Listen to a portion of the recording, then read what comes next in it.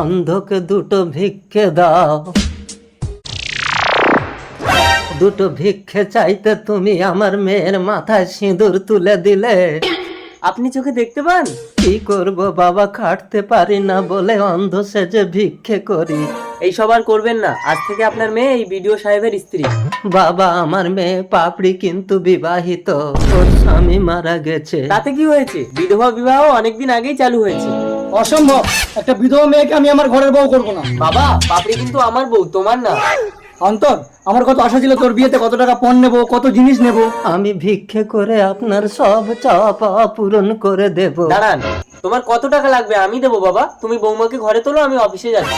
যা মা, তোর ঘরে উঠে যা। দাঁড়াও, কত টাকা ভিক্ষে করেছিস দে। 30 টাকা হয়েছে বাবু। এগুলো তুমি দেবে না বাবা? তাহলে তুমি খাবে কি?